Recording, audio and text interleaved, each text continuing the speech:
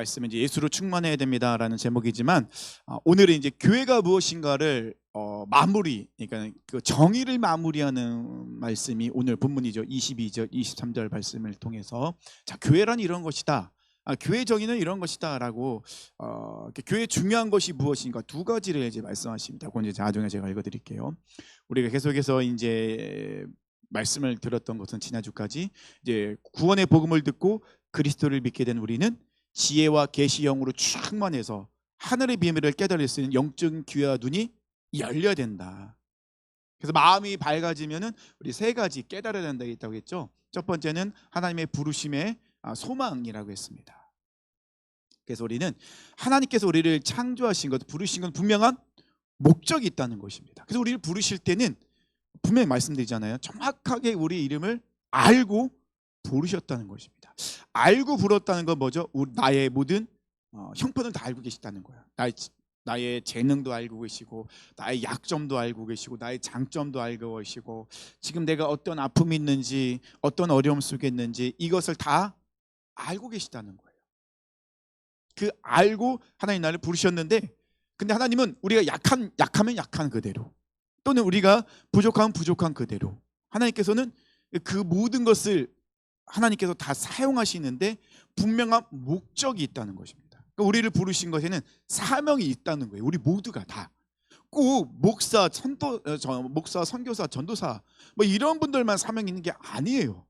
우리 모두에게는 각자가 하나님 주신 사명이 있어요. 그 사명 곧 이 교회와도 연관이 되는 거죠. 예수님의 몸된 교회와도 각 지체로서의 사명이 우리에게 있다는 것입니다. 그래서 우리는 하나님 부르셨기 때문에 하나님 앞에서 거룩하고 흠이 없는 그런 하나님의 자녀로 살아가야 된다는 거. 이 세상 속에서 성도 부르심에 합당한 모습으로, 성도의 모습으로, 거룩한 구별된 삶의 모습으로 살아가야 된다. 이 세상 속에서 하나님의 나라를 살아가는 그런 모습이 우리 안에 있어야 된다는 것입니다. 왜냐하면 우리를 하나님의 자녀로 부르셨기 때문에. 두 번째는 뭐였죠? 성도 안에서 그 기업의 영광의 풍성함. 18절 말씀이죠. 이 말씀은 곧 우리는 우리 자체만으로도 하나님의 소유, 하나님의 기업. 그 말은 뭐죠? 우리가 무엇인가를 잘해서 그래서 하나님이 우리를 기뻐하시고 받아주시는 것이 아니라 그냥 우리 존재 자체만으로도 하나님의 기업이기 때문에 하나님은 너무나도 기뻐하신다는 거예요. 그러니까 우리를 받아주신다는 것입니다. 우리가 하나님의 기업이기 때문에, 그래서 하나님은 하나님의 기업 가운데 어떻게 합니까? 은혜 내려주시는 거예요. 하나님의 기업이니까 하나님이 가장 아름답게 존귀하게 여기시는 너무나도 소중한 존재, 그런 기업이기 때문에 우리에게는 하나님이 은혜와 자비와 사랑을 늘 베푸신다는 거죠. 그래서 시편 33편 12절 말씀 읽어드렸잖아요. 여호와를 자기 하나님으로 삼은 나라, 곧 하나님의 기업으로 선택된 백성은 복이 있도다. 그러니까 우리는 뭐 돈이 많건 적건, 건강하건 건강하지 못하건 그런 것 상관없이 우리는 하나님의 기업으로서 복받은 사람들이에요. 신령한 복받은 사람들. 근데 자꾸 우리는 눈을 돌려서 세상적인 관점으로 우리 인생을 바라보니 자꾸 패배주의, 그리고 무기력함에 빠진다는 것이죠. 나는 예수를 믿어도 나는 왜 이것밖에 안 되지? 이런 무기력함, 이런 패배주의에 절대 빠지지 말라는 거. 이건 사탄이 좋아하는 거지 하나님 우리를 그렇게 기업으로 삼지 않으셨다는 거예요. 하나님의 가장 소중한 소유물, 기업인데 왜 우리가 그런 생각을 합니까?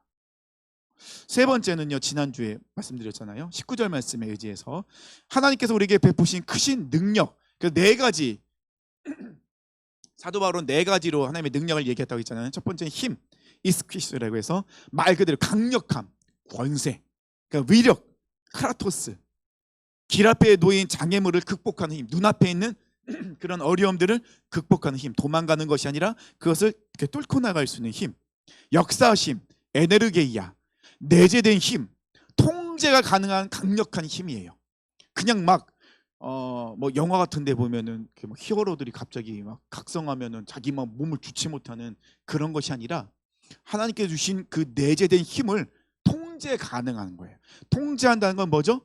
언제 써야 될지, 어디다 써야 될지, 이런 것들을 정확하게 분별할 수 있는, 그러기 때문에 정말 절제된 힘, 이것을 역사하심 에네르게이아라고 하죠.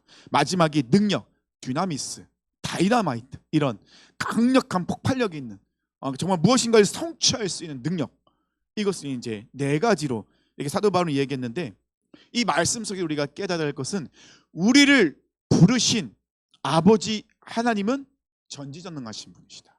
모든 걸 알고 있고 모든 걸 다 아시는 분이시다. 그런데 왜 세상에서 사람들이 나를 그렇게 이야기하고 판단하고 정죄할 때 그것에 왜 우리가 주눅을 주냐는 거예요. 아니, 우리 아버지가 전능하신 분이신데 왜 우리가 그것에 자꾸 주눅을 드냐는 거죠. 그런 것에 절대 주눅 들지 말라고. 그리고 사도 바울이 네 가지로서 이렇게 하나님의 능력을 표현한 것은, 하나님께서는 비슷한 단어이긴 하지만 상황에 따라서 우리에게 역사하시는 하나님의 능력, 그 하나님은 굉장히 세심하십니다. 그냥 무자비하게 막 큰 힘으로 그냥 막 쏟아붓고 막 알아서 니들이 해 막 이런 분이 아니시라는 거. 하나님은 정말 능력이 있으신 분이시지만 굉장히 세심하셔서 우리에게 필요한 그 능력, 내 필요한 그 상황, 이 상황에서 필요한 능력들을 정말 세심하게 아시고 그 능력을 우리에게 행하셔서 우리가 그 가운데 일어날 수 있도록 이끄시는 분이 바로 우리의 아버지 하나님이다 라고 지난주에 말씀드렸습니다.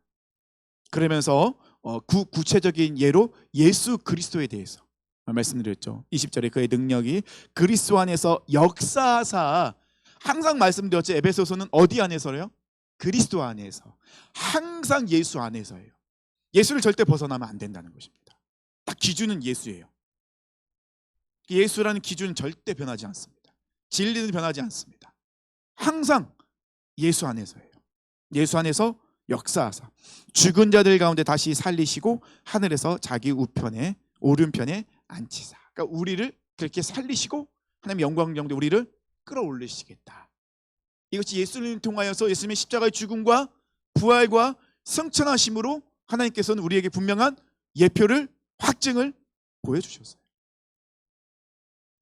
거짓말이 아니고 허황된 말이 아니라 너무나도 분명한 말씀이라는 것입니다.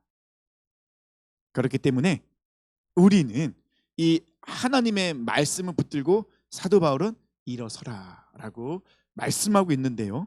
근데 사도 바울은 이 성도들을 위해서 기도할 때 건강이나 물질이나 만사형통, 교회 형상 위해서 기도하지 않았다고 했습니다. 오직 그들에게 하나님의 지혜와 계시형이, 성령이 충만하다.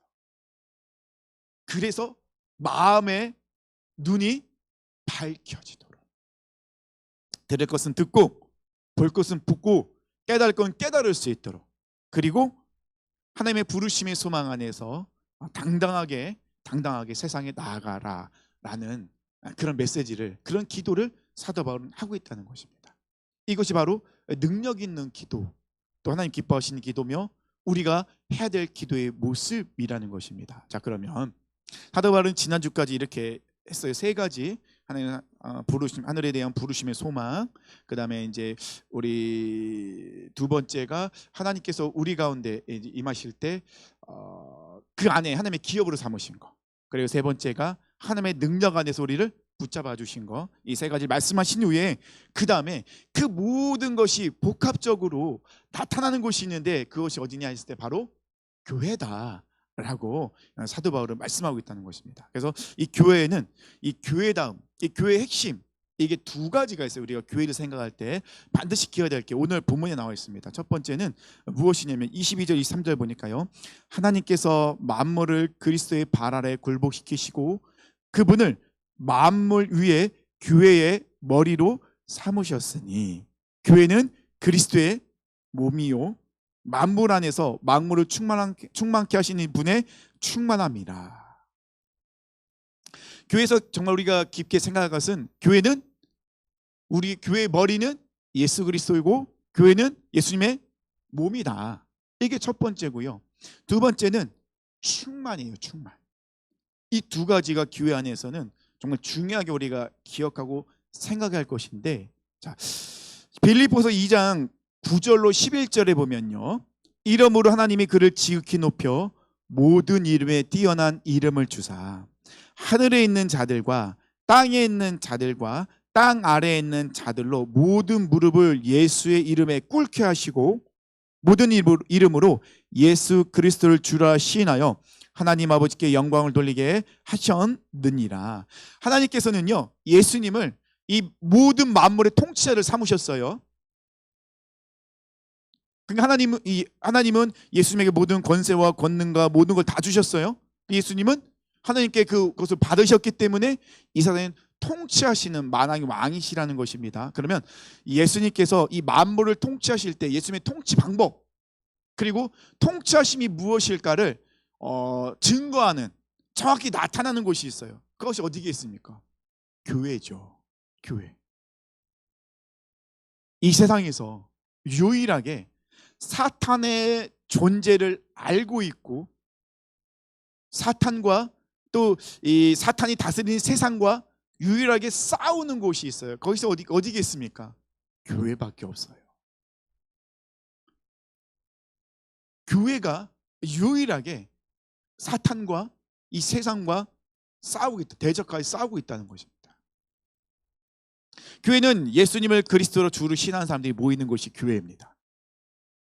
예수님을 영접하여 구원받은 사람들은 더 이상 죄의 노예가 아니라 하나님의 자녀가 되는 권세를 받았어요.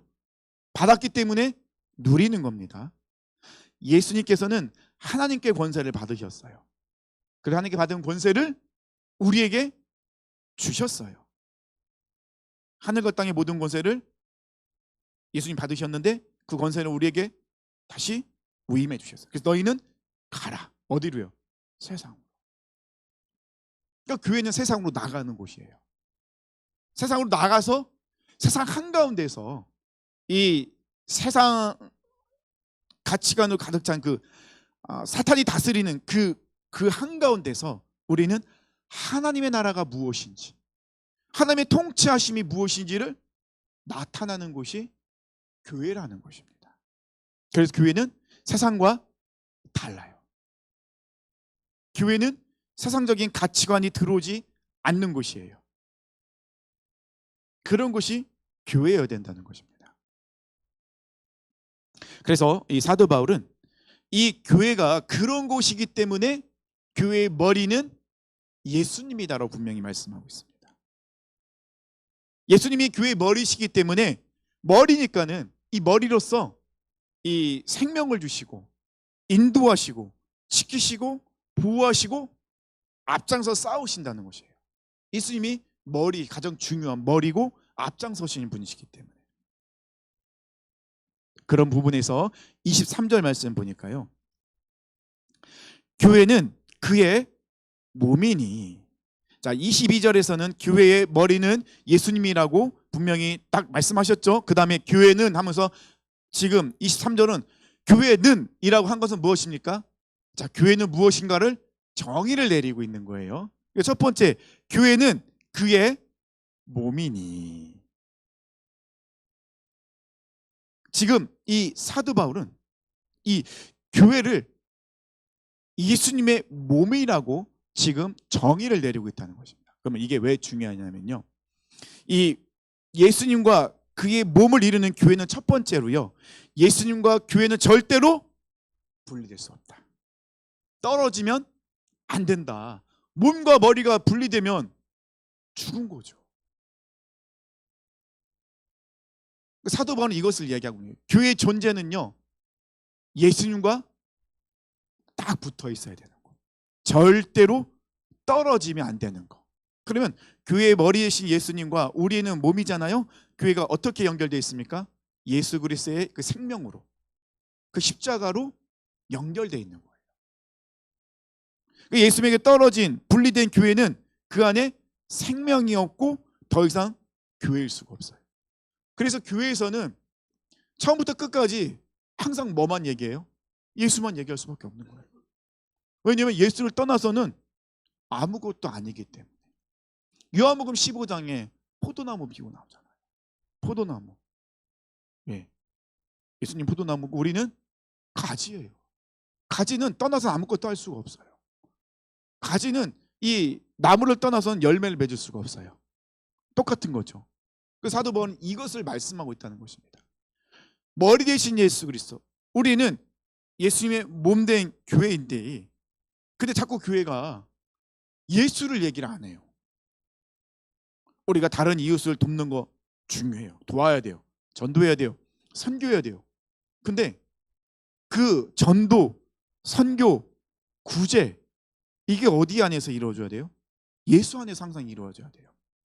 그러면 전도와 선교와 구제, 이것을 통하여서 예수 그리스도의 이름이 드러나야 돼요. 우리 이름이 드러나면 안 돼요. 항상 예수 그리스도의 이름이 드러나야 돼요. 이게 정말 중요한 부분이거든요. 근데 우리가 참 유혹이 많죠. 우리는 본질상 자꾸 나도 모르게 내가 드러나고 싶은 부분들이 참 많은 것 같아요. 가끔은 어떤 엉뚱한 생각을 하냐면요. 무슨 문제 있으면은 뭐 수세미 돕기 이런 거 하잖아요. 그러면 이렇게 전달하면서 사진도 찍고, 가끔은 그 생각도 해요. 야, 이게 맞나?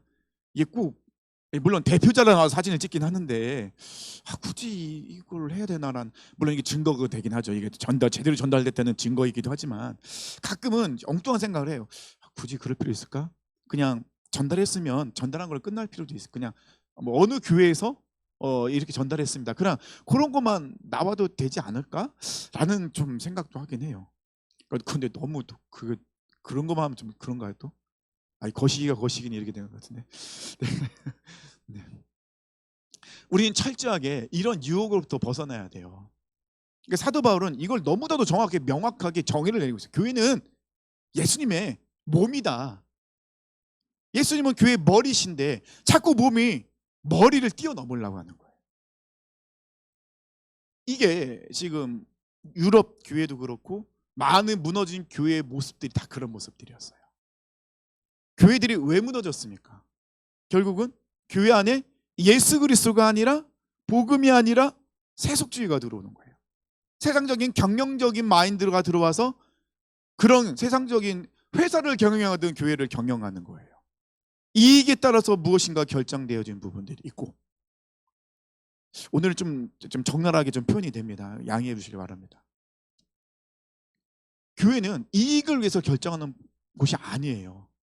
교회는 철저하게 하나님의 영광, 하나님의 뜻을 결정하고 그것을 이루는 것이 교회라는 것입니다. 사도 바울은 그것을 정의를 내리고 있는 거야. 거기에 있는 거예요. 몸은 머리를 뛰어넘을 수가 없어요. 몸은 머리가 시키는 대로 따라가는 거예요. 순종하는 거예요. 예수님과 떨어진 교회, 예수님의 이름이 선포되지 않는 교회, 예수님의 뜻이 이루어지지 않는 교회, 그런 교회는 교회가 아니라, 우리가 그 인식이, 그 교회론적인 분명한 인식이 없다면 우리가 무엇인가를 결정할 때 자꾸 교회의 이익을 위해서 결정하는 부분들이 많이 생겨요. 우리는 손해가 보더라도 하나님의 뜻이라면 해야 돼요. 그것이 교회의 본질인 거죠. 그것이 바로 몸된 교회로서의 모습이라는 것입니다. 두 번째는요, 교회 안에는 수많은 다양한 지체들은 서로 유기적으로 연결되어 있다는 거예요. 교회는 정말 수많은 지체들이 있잖아요. 몸이니까요. 우리가 그래서 사도 바울은 몸이라고 표현한 것이 굉장히 이 통찰력이 있는 표현이거든요. 왜 사도 바울이 몸이라고 표현했을까? 고린도전서 12장 13절에 보니까요, 우리가 유대인이나 헬라인이나 종이나 자유자나 다 한 성령으로 세례를 받아 한 몸이 되었고 또 다 한 성령을 마시게 하셨느니라. 한 성령으로 다 세례를 받았어요. 그래서 한 몸이라고 합니다. 이것을 분명히 사도 바울은 이야기하고 있습니다. 똑같은 몸이라 다시 표현하고 있습니다. 제가 그걸 찾아봤잖아요. 몸의 신체, 이 신체에 대해서 한번 찾아봤어요. 왜 사도 바울이 몸으로 표현했을까 했을 때요, 찾아봤는데 우리 몸은요 매 초마다, 그러니까 1초마다 1000만 개의 세포 변화가 그리고 200가지의 화학 반응이 일어난다고 합니다. 매 초마다. 우리 몸이요. 제가 이걸 봤는데 정말 그런가? 정말 이해가 안 되는 거예요. 1000만 개의 세포 변화가 일어나고 있대요. 매 초마다. 똑딱 하면은 벌써 우리 몸에는 그런 세포 변화가 일어나고 있대요. 그리고 200가지 화학적 반응이 계속 일어나고 있대요. 그래서 제가 말을 할 수 있고 움직일 수 있고 냄새를 맡을 수 있고 볼 수 있고 들을 수 있고 이 모든 것들이 가능한 거라는 겁니다. 인체가 굉장히 신비로운 거예요. 그리고 인체의 세포 수는 약 30조에서 37조 개로 추측을 한대요. 추측을 한대요. 왜 추측을 합니까? 셀 수가 없으니까요. 근데 30조래요. 이게 어떻게 셌을까? 과학자 진짜 할 일 진짜 없어요. 이걸 세고 앉아 있으니까 이게 도대체 얼 며칠을 세야지 이걸 셀 수 있는 걸까요? 그러니까는 대충 이 정도 될 것이다 라고 추측을 하고 있는 거겠죠. 그만큼 우리 우리 인체는 굉장히 신비로워요. 그리고 우리 뼈는요 206개로 되어 있대요. 우리 뼈가 이 모든 우리 머리부터 발끝까지 뼈가 이 206가지의 6개의 뼈가 서로 긴밀하게 연결이 되어 있어요. 근데 이 뼈가 살아 있을까요? 살아 있을까요? 뼈인데 살아 있죠. 살아 있으니까 뼈에서 진액이 나오는 거죠. 뼈가 죽었으면 말라서 아무것도 안 나오죠. 그러니까 우리는 우리 모든 뼈, 세포 이 모든 건 다 살아 있어요. 각각 살아 있는 거예요. 근데 각각 살아 있는 이 모든 세포와 힘줄과 뼈와 이 모든 장기와 이 모든 것들이 다 어떻게 해요? 긴밀하게 연결되어 있어요. 중요하지 않은 것이 하나도 없어요. 다 중요해요. 그래서 사도 바울은 그래서 교회를 예수님의 몸이라 표현했다는 거예요. 우리는 뭔가 하나만 떨어지면은 기능에 문제가 생겨요. 손가락 하나만, 이 손톱 하나만 없어도 이 손톱이 없으면 이 종이 못 드는 거 아시죠? 손톱이 있기 때문에 손톱이 지지를 해주기 때문에 종이를 들 수가 있는 거예요. 얇은 종이. 우리 신체 중에 정말 아무것도 아닌 것 같이 보이지만 다 중요하고 다 필요해요. 그래서 사도 바울은 우리가 교회가 예수님의 몸이라 표현하는 것은 높고 낮음의 관계가 아니라는 거예요. 서로 협력하고 섬기고 또 서로 연합을 이루어야지만이 온몸이 성장하는 거예요. 그리고 움직일 수 있고 무엇인가를 행할 수 있다는 것입니다.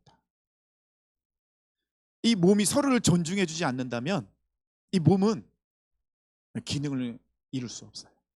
그래서 사도 바울은 머리 대신 예수께서 우리 몸이라고 해서 이 몸은 사랑의 띠로 하나가 되었다는 것을 이야기하고 있어요.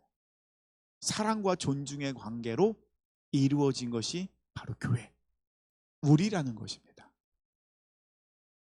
근데 교회는 참 다툼이 많이 일어나요. 문제도 많이 일어나고. 왜냐하면 너무 다양한 분들이 모여 있는데, 근데 다양한 분들이 모여 있는 하나님의 자녀들이라는 거예요. 그거 아시죠? 왕에게 아들들이 많으면 시끄럽다는 거. 다 한 자리 차지하려고 난리가 나죠. 난이 일어나죠. 막 서로 이해관계 안에서 막 서로 내 편 만들려고. 얼마나 그렇습니까?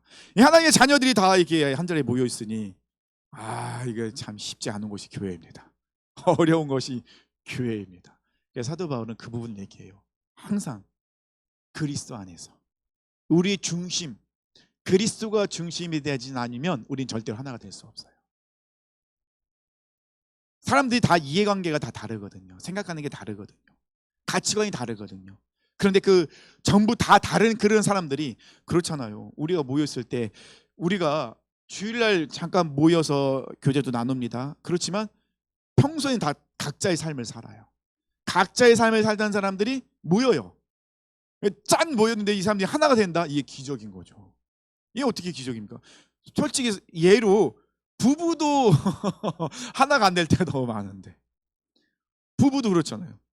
오늘 찬양 준비하는데 저희 같이 사시는 분이 빠르다고, 천천히 해야 된다고 얘기하셔갖고 살짝 상처받았잖아요. 달라요. 같이 사는 부부도, 매일 보는 부부도 하나가 이게 되게 어려워요. 그런데 이 수많은 사람들이 각자의 삶의 자리에서 짠 모였는데 하나가 된다? 이게 진짜 기적이 일어나는 곳이 교회인 곳이에요. 매번. 그런데 이 모여있는 사람들이 성장한 사람도 있고, 성숙한 사람도 있고, 성숙하지 못한 사람도 있어요. 이제 막 시작한 분도 있어요. 그죠? 이제 막 시작하신 분들은 무엇인가 생각할 때 항상 자기 중심으로 생각할 수밖에 없어요. 이제 시작하신 분들은 아직 예수님을 바라보지 못해요. 이분들은 누구를 바라볼까요? 사람들을 바라볼 수밖에 없어요. 먼저 앞장서신 분들. 그러다 보니 상처도 되기도 하고 서운하기도 하고 이런 일들이 일어난다는 것입니다. 하지만 이 교회 안에는 예수 그리스도로 중심이 되어 있기 때문에 그 가운데서 다시 치유와 회복의 역사가 일어난다는 것입니다. 우리는 절대로 높고 낮음이 아닙니다. 서열, 뭔가 이런 것들이 있는 게 아니에요. 이제 뭐 장로님들 계시면은 이제 당회가 형성이 되고, 당회되면 무엇인가 의사결정이 하게 되죠. 그러면 의사결정을 하게 되면은 또 그것이 이제 공포되고 이루어지기도 합니다. 그러면 그것이 또 마음에 안 들기도 해요. 이런 다툼이 일어나기도 하고요. 그래서 우리 교회는 기본적으로 직원회가 열리고, 그래서 계속 재정을 투명하게 공개하고, 질문 있으면 질문해서 바꿀 건 바꾸고, 그리고 직원회에서 또 안건도 받고 물어보기도 하고, 이런 걸 통해서 하나씩 하나가 되고 바꿔가고 세워져 가는 거죠. 또 각자 잘하는 게 다르잖아요. 저는 기획력이 없어요. 창의력, 무엇인가를 딱 프로그램을 기획하는 게 좀 솔직히 잘 없어요. 그런 걸 하라고 하면 되게 스트레스가 많이 받아요. 물론 번뜩이는 아이디어가 있는 사람 진짜 있거든요. 저희가 이제 포항교회 있을 때 김정래 전사님 계셨어요. 키 큰, 등치 큰 전사님이시죠. 이 전도사님은 나이가 젊잖아요. 번뜩이는 아이디어가 정말 남달랐어요. 그래서 중고등부 아이들이 이 전사님을 굉장히 좋아했어요. 왜냐하면 자기들과 대화가 되고 아이들이 좋아하는 프로그램들 너무 잘 만들고 너무 잘 이끌어가는 거예요. 제가 봐도 너무 신기했어요. 어떻게 저런 걸 할 수가 있지? 이러실 정도로. 사람마다 잘하는 게 달라요. 하나님 모든 사람에게 모든 걸 두지 않았잖아요. 어떤 사람은 어떤 분은 청소를 정말 잘하세요. 어떤 분은 뭐 찬양을 잘하시고, 어떤 분은 섬기는 걸 잘하시고, 어떤 분은 고치는 걸 잘하세요. 그러면 각자의 자리에서 그것을 하나씩 해가면서 이루되, 그런데 그분만 그걸 하면 안 되죠.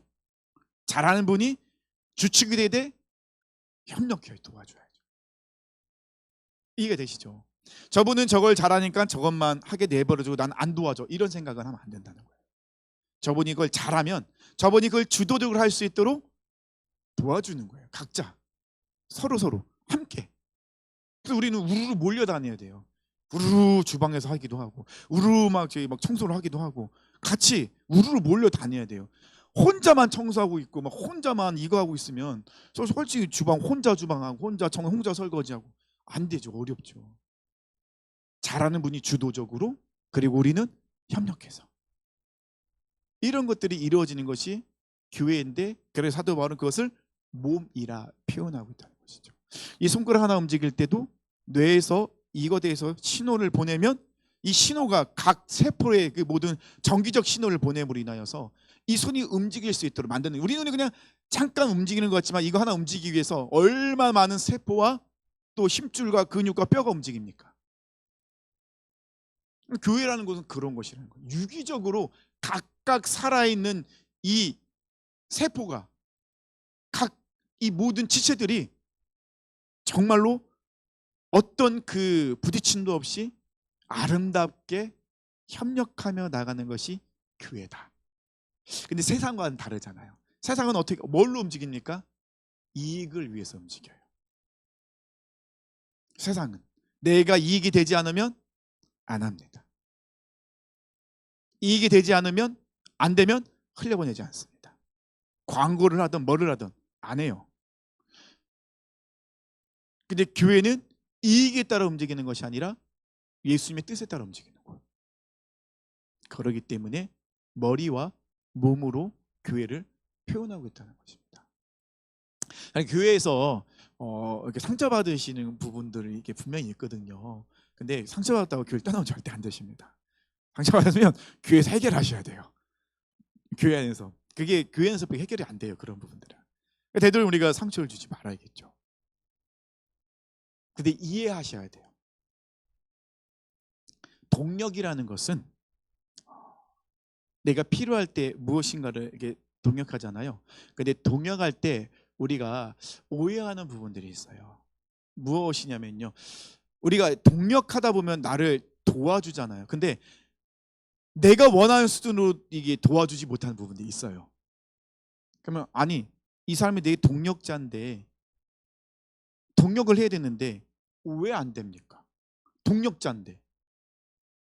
근데 이 동력이라는 개념 안에서 우리가 바라볼 때 우리가 옆에 있는 지체들을 동력자다 볼 때 이 동력의 가장 핵심 기둥이 있어요. 이 동력자라는 그 안에, 뜻 안에 무엇이냐면요, 사랑이 먼저 들어가 있어야 돼요. 내가 옆에 있는 지체를 볼 때, 동력자를 볼 때는 항상 사랑이 먼저 가야 돼요. 내가 사랑해야 될 존재, 내가 사랑해야 될 존재와 함께 동력을 이루는 겁니다. 근데 이 사랑이 빠져버리면요, 서운하고 지치고 화가 나요. 왜 안 도와줘? 왜 같이 안 해주는 거야? 동력자라며. 왜 끝까지 날 지지 안 해줘? 동력자라면서. 사랑이 들어가 있어야 이해를 해줄 수 있고 그럴 수도 있겠구나. 힘들 수도 있겠구나. 어려울 수도 있겠구나. 그래서 기도해 줄 수 있죠. 이 부분을 사도 바울은 분명히 짚어주고 이야기하고 있다는 것입니다. 그래서 이 예수님의 몸에 대한 부분은 또 4장 가면 또 한번 나와요. 그건 좀 더 그때는 나누기로 하고요. 자, 그 다음에 우리 이제 몸에 대한 얘기를 나눴으니까 그 다음 나눌 게 뭐겠습니까? 23절 후반절에 나오죠. 만물 안에서 만물을 충만케 하신 이의 충만함이라. 이게 도대체 무슨 말입니까 이게? 충만하면서 만물을 충만케 하시니 충만함이라. 되게 어렵죠. 그래서 이거를 제가 다른 번역 한번 찾아봤어요. 공동 번역이라고 있습니다. 공동 번역이라는 건 뭐냐면 천주교와 기독교, 개신교 같이 학자들이 모여서 가장 원어에 가깝게 나름대로 번역한 게 공동 번역이라는 것이 있습니다. 공동 번역에서 이렇게 번역합니다. 만물을 완성하시는 분의 계획이 그 안에서 완전히 이루어집니다. 어디 가요? 교회 가요. 교회는 만물을 완성하는 분의 계획이 그 안에서 완전히 이루어집니다. 현대어에서는 이렇게 번역하고 있습니다. 교회는 만물을 만드시고 충만하게 하시는 그리스도께서 임재하시는 곳입니다. 이렇게 번역을 하고 있어요. 이제 좀 감이 오십니까? 우리 하나님의 속성 중에 이 편재성이라고 있습니다. 무소부지하고 좀 비슷하죠. 편재성, 하나님의 속성입니다. 편재성이 뭐냐면요, 하나님은 어디 하나 계시다는 거예요. 한국에 계시고 미국에도 계시고 아프리카에 계시고 북한에도 계시고, 우리 하나님은 전 세계 온 우주 어디에나 다 계신 분이 우리 하나님 편재성, 무소부재. 어디에나 다 계신, 하나님 없는 곳은 없다. 하나님은 이 땅 가운데 충만하신 분이시다. 그래서 예레미야 23장 24절 이렇게 말씀합니다. 여호와의 말씀이니라 사람이 내게 보이지 아니하려고 누가 자신을 은밀한 곳에 숨길 수 있겠느냐. 그러니까 하나님 피해서 숨을 수 있겠느냐, 이 얘기거든요. 여호와가 말하노라 나는 천지에 충만하지 아니하냐. 하나님 없는 곳은 아무도 없어요. 그래서 새벽 날개 피고 내가 저 끝에 거할지라도 벌써 우리 주님은 거기에 계신 분이에요. 우리 하나님은 이 온 세계에 충만하신 분. 우리 하나님이 안 계신 분은 없어요. 그래서 어디 가도 숨을 수 없어요. 어디도 도망갈 수 없어요. 우리 하나님은 그렇게 충만하신 분이시거든요. 근데 이 하나님의 충만함이 예수 그리스도를 통해 교회 안에 이루어졌다는 거예요. 완벽하게. 예수님의 십자가의 죽음과 부활을 통하여 죄로 인하여 깨어졌던 것이 회복되고 하나님께서 원하신 믿음의 장성한 분량에 이르기까지 성장하도록 만드는 거야. 왜냐하면 교회 안에서 하나님의 뜻이 온전히 이루어지기 때문에. 예수로 회복되고 생명을 얻었기 때문에 교회 안에는 하나님의 나라가 무엇인지를 경험하여 알아갈 수 있어요. 세상 속에서 교회는 하나님의 나라를 보여주는 곳이에요. 하나님의 나라는 어떤 곳이죠? 하나님이 통치하시는 것. 하나님의 기준과 뜻이 그대로 이루어지는 것. 그냥 성경에 나와 있는 것이 아니라 우리 삶 속에서 진짜로 이루어지는 것. 하나님이 천지를 창조하실 때요, 인간을 창조할 때 어떻게 만드셨죠? 하나님의 형상과 모양으로 빚으셨어요. 그리고 그 코에 생기를 부어 놓으셨어요. 그래서 생령이 돼요. 하나님 천지를 창조하실 때 아담은 하나님의 영으로 충만했어요. 그래서 아담은 언제든지 하나님께 나아갈 수 있고 하나님과 교제 나누고 하나님의 찬양과 영광을 누렸죠. 근데 죄로 인하여서 하나님의 그 충만함이 깨져버려요. 무엇으로 또 하나님의 영이 깨어지면 뭐가 채워집니까? 죄로 채워지게 되죠. 욕심과 탐욕과 하나님을 대적하는 것으로 채워지게 되더라는 것입니다. 우리 안에 무엇으로 충만해지냐에 따라서 우리는 세상에서 승리할 수 있고 패배할 수도 있는 거예요. 그래서 사도 바울은 교회는 예수 영으로 충만한 곳이다. 교회 안에 세속주의, 사람들의 목소리, 세상적인 가치관이 욕심으로 충만하면 더 이상 그것은 교회가 아니죠.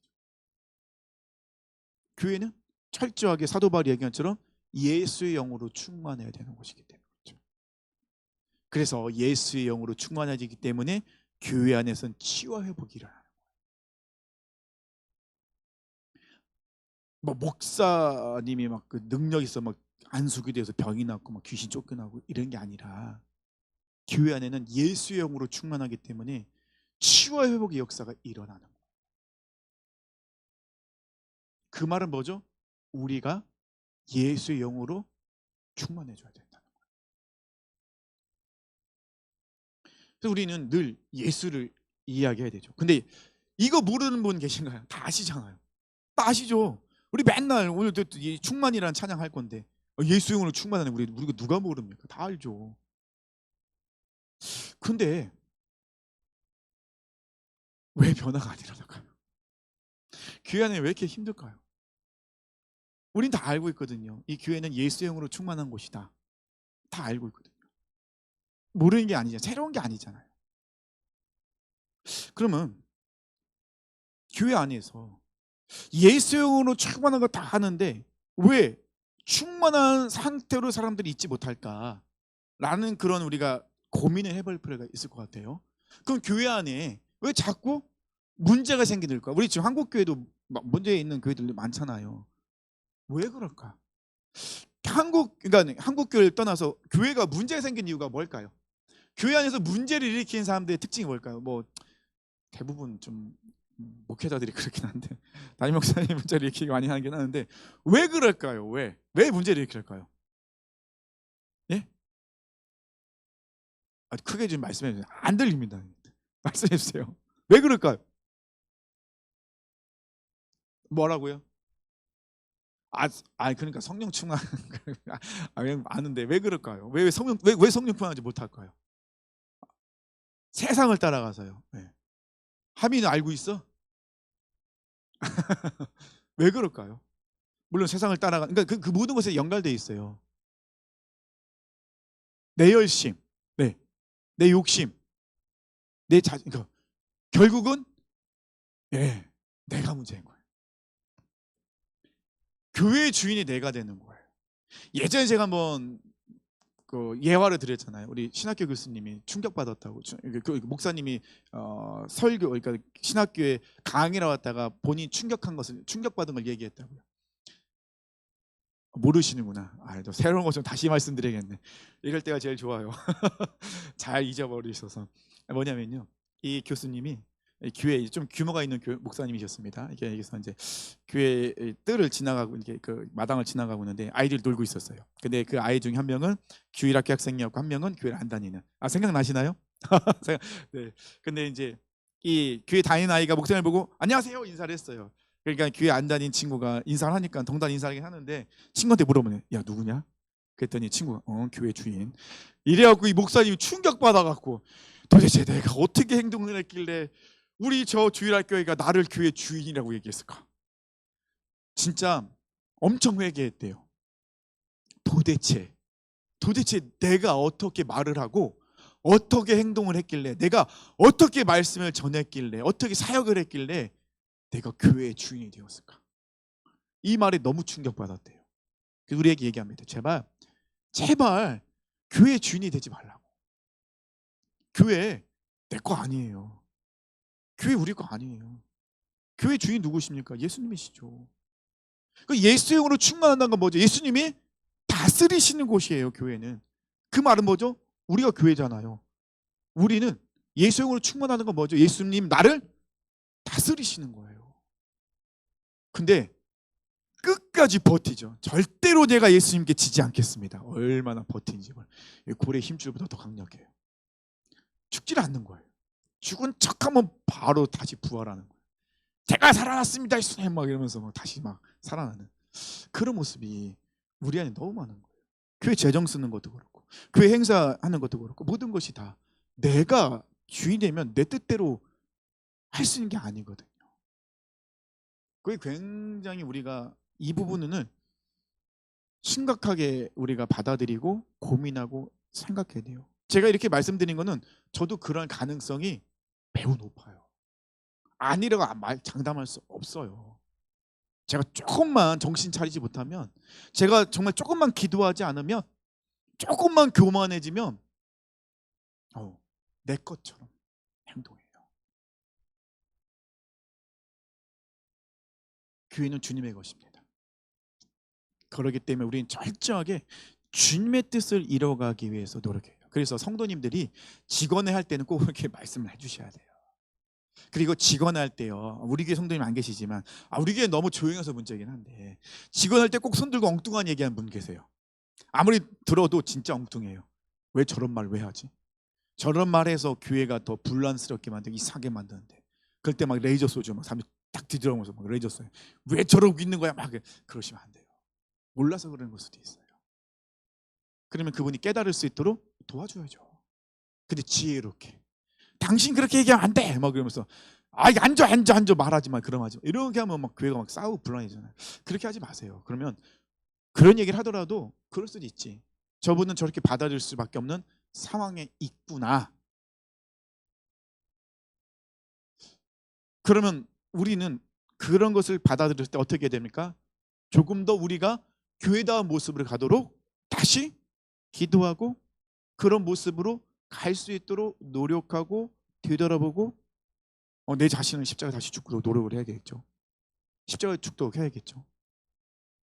이제 교회 안에서는 그런 것들을 용납해주고 포용해주되, 용납하지 말아야 할 건 죄에 대해서는, 악한 것에 대해서는, 또 이익을 추구하는 것에는 용납하지 말아야겠죠. 하지만 모르고 그러는 부분에 대해서는 용납하고 기도하되 그분이 깨달을 수 있도록 도와줘야 돼요. 그러려면 방법이 없어요. 우리가 먼저 죽어야 되고 믿음의 뒷모습을 보여줘야 되고 믿음의 말을 해줘야 된다는 것입니다. 결국은 그거예요. 23절은 내가 죽고 십자가에 사는 거, 예수로 사는 거, 이거 빼고는 방법이 없어요. 그러니까 사도 바울이 날마다라는 단어를 쓴 이유가 거기 있는 거죠. 우리가 날마다 죽지 않으면 내가 주인이 될 수밖에 없어요. 그러면 안 돼요. 저부터도 그러겠습니다. 그래서 우리 장로님, 우리 권사님, 우리 안수사님, 우리 모든 분들, 성도님들까지 우리 아이들의 일까지 우리가 철저하게 이 부분을 깨달아야 됩니다. 교회는 예수님의 몸입니다. 예수님과 떨어져서는 절대로 안 됩니다. 교회는 예수님 몸이기 때문에 우리는 각 지체입니다. 지체는 사랑의 띠로 연결되어 있는 거예요. 예수 그리스도의 사랑의 띠로 각각 살아 있습니다. 각자에게 주신 사명이 있어요. 하지만 협력해야 돼요. 왜냐하면 우리 몸은 유기적으로 정말로 서로를 긴밀하게 연결되어 있고 협력하기 때문에 누구 한 사람만 그렇게 일하면 안 됩니다. 협력해 줘야 돼요. 그리고 교회는 예수의 영으로 충만합니다. 예수의 영으로 충만하는 것은 예수님이 다스리시는 것, 예수님의 주권과 뜻이 이루어지는 것, 우리는 순종하는 것. 그럴 때 교회가 교회답습니다. 그럴 때 하나님의 나라는 회복이 되고 이루어지는 것입니다. 우리 사랑하는 성도님들, 교회는 이런 곳이라는 거. 그리고 이제 2장부터는 이제 좀 더 구체적으로 이런 것들 이제 말씀을 나눌 수 있게 되는 것 같아요. 꼭 기억했으면 좋겠습니다. 그리고 제가 먼저 그렇게 하겠습니다. 우리가 같이 마음을 모아주시고 같이 기도했으면 좋겠습니다. 우리가 성령 충만해서 계속 기도해야 되거든요. 성령 충만 계속 기도해야 되거든요. 왜냐면 우리가 기도하지 않으면, 성령 충만 받지 않으면 우리 자꾸 내가 주인이 돼요. 내가 살아나요. 내 안에 사랑이 사라져요. 내 것을 주장하게 되고 내 생각을 주장하게 되고 내 자존심을 내세울 수밖에 없어요. 그래서 우리는 끊임없이 기도해야 되고 끊임없이 말씀을 들어야 되고 끊임없이 예배자로 나와야 되고 끊임없이 자기 주관에 고백을 해야 돼요. 우리 충만 찬양하고 같이 기도하며 나가길 원합니다.